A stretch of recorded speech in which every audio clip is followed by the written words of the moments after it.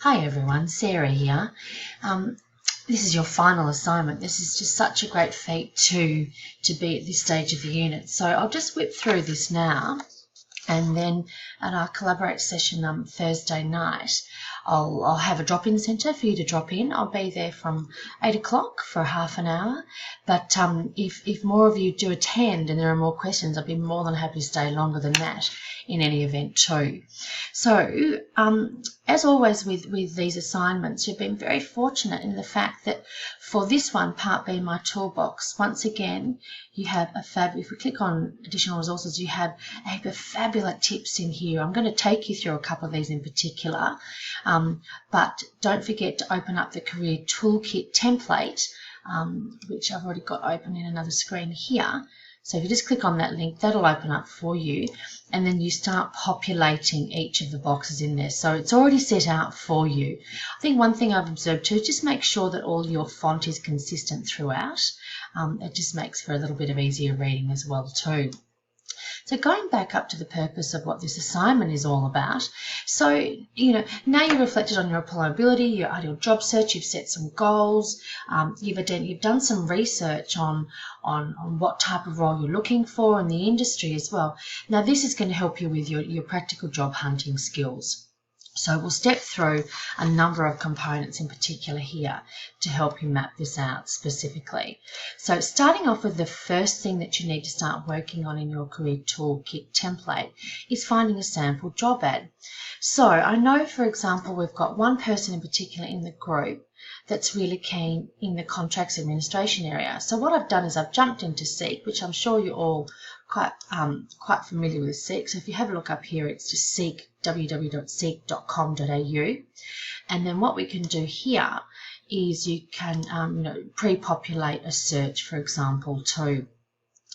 And I think a key thing, you could put in contracts administrator, and you can narrow it down to the different types of industries. So we can look here, mining was particularly identified. So let's see what we can find in there too. I've just clicked on the search button, which is on the other side of the screen, and it's just taking a little bit of time to think there. So here you go, contract administrator, mining site administrator. So it's not always going to be spot on, but you can actually then drill down to, that was a keyword search, if you can imagine. So you can drill down into the specific categories more specifically. I recommend you set up for yourself a what we call a job. So you sign in, you create an account, and then you set up your own job seek email thing. So when a new role, such as a contract administrator or another student, is looking to become a primary school teacher, which is exciting as well, every new job that pops up with those parameters you set up, you'll receive an email alert as well too. So what you need to do here is find a sample ad and complete the ad activity in topic 4.3 in module 4. And copy and paste a chosen ad into the Career Toolkit template as well too. The next idea there is to find yourself a cover letter. So we got a 4.9 in your module, and once again, don't forget to work through each of the modules and in particular see what the experts are telling you as well, what tips they've got. So when we look at the cover letter section in 4.9, going back, there's some wonderful videos, a wonderful video here on tips and tricks and cover letters that help get you noticed. So then go to the Explore area and work your way through here. It's really beautifully set out for you all. So work through each of these sections, log on to the Career Hub Swin Employ site as well too, and then you work through these bits. There's some really good cover letters, the tips here from Seek around cover letters. So I've opened this up earlier for you. So have a read of these. They've got some really, really valuable information for you here on, some examples and what reads well, what doesn't read well, making sure grammatically it's okay, correct. I find a lot of people will sometimes submit an application for your role, but then they'll talk about another role as well too. So you sometimes using the same cover letter, make sure you change it and it's actually reflected correctly for the role in the business you're applying for, because that can be a complete no-no. Some people may just completely discard it altogether there specifically.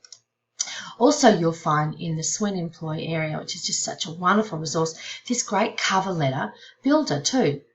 So work through the steps here and that will help you out. So if you're having problem logging onto this area, see if you can ring the student advisors as well and they can help you out. But by now you should be pretty good at working through it all. So the idea when you build your cover letter is to complete the section in the template and talk about, state the role you're applying for, why you're fitting, explain why you believe you're a good fit for the role, and some extra information on selling yourself, which you've already covered earlier on in the unit too.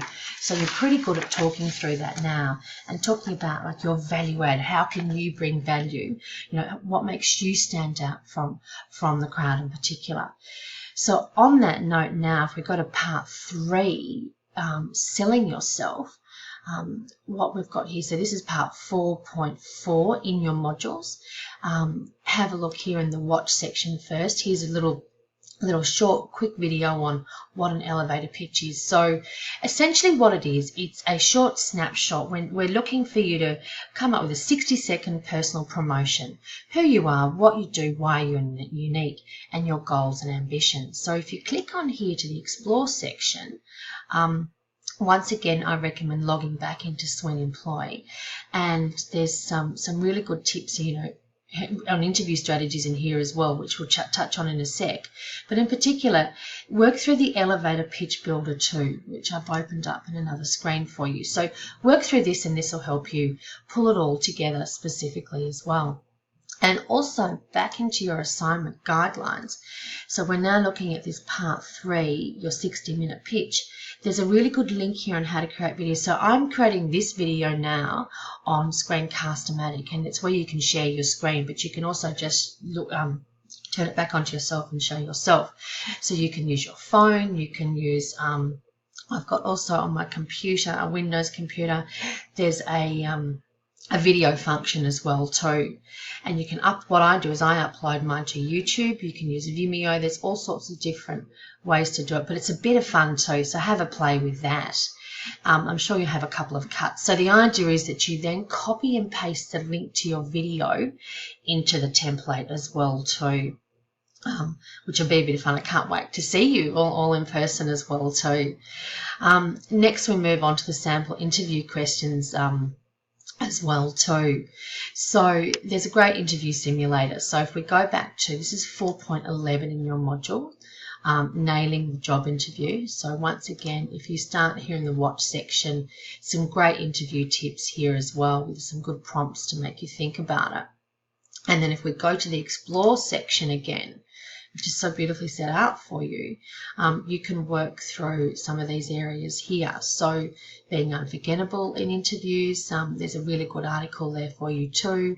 And then I've just opened, so there's 3 drop-down boxes which I would recommend you have a look at. And it's great, it gives you, you know, an estimate of how long they'll take you, but I think they're all really relevant and very valuable for yourself. So click on option 1 in particular. Here's the interview simulator. So this will, it's a really great tool that will provide examples of types of interview questions. Now, aside from that too, if you're looking at teaching and say the contract administration type opportunities, of which there'd be a fabulous area to target your skill, you know, your job search into. There will be a heap of different types of interview questions that you can do some research on, find as well. So there'll be, as you know, behavioural-based interview questions. So if we just progress now to that interview simulator, here it is here. So it gives you, it takes you through it specifically, and it comes up with a little mock interview that you can work through. So work through that. And then see if you can find some specific type interview questions that are doing a little bit of further research that you think are very relevant for too. Because in this section for part 4, what you're going to need to do is come up with 2 interview questions, and then you're going to need to apply what we call the STAR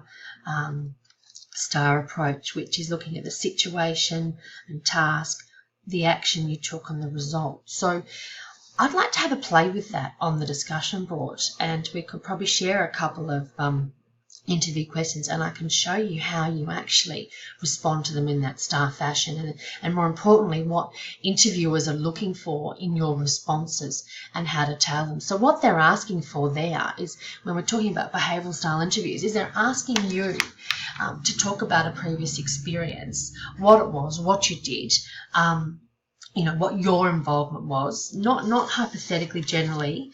It needs to be quite specific, because what they're looking at is that past performance indicates future behaviour. So that's giving them some insight into you specifically, and then how they think you will then perform in the job and adapt to certain situations in the job as well too. So let's have a play with that, because it's quite fun coming up with some questions, and then I can guide you as to how you feel you may want to respond to them. And it'll be particularly ideal to do that in the drop-in session, but also we can do that in the discussion board as well too. Even if you want to have another session, say this weekend, please shoot me an email and let me know, or register your interest in the discussion board, because I'm more than happy to run another session before you hand this in too, because there's some really fun interactive bits and pieces we could work on together here. So the final part is part 5, your LinkedIn profile. And I love LinkedIn. I think it's a fabulous tool specifically as well too. So if we now go, if we go back to the area where we talk about LinkedIn, I'm just going back to our modules here and scrolling down. So this is all really about building your network. Building better networks. So LinkedIn, you'll find, is a really fabulous tool to do that. It's the professional version of Facebook, so 4.6. Have a look at this great TED Talk on personal networking, and then once again go to explore and get connected with LinkedIn. Some of you may have some LinkedIn profiles already. Work through these links here, and there's some really good stuff on what is LinkedIn, that's from the LinkedIn site specifically as well too. So I'll share with you now my LinkedIn profile, and then I'll post this link as well on our discussion board too. So this is my maiden name, Sarah Seaman. So this is what we would call our feed. So I'm just in LinkedIn.com. So you go in, you set yourself up a profile, and then this is the feed that you would get daily. So we talk about the importance of endorsing each other. When you do your reading, you'll see that you can endorse each other, ask for recommendations. There's some really valuable ways you can really build your profile. So you can see mine's been viewed a little bit lately, and the ways I can improve my profile. So I can endorse some of these contacts. I have Eugenie and Emily for human resources, Emily for change management and things like that. So I think more than anything too, there's some fabulous articles here, some great insights. I'm in the HR space, and we often ask people for tips on what's a really good human resource information system, and we sort of nutted out a bit there.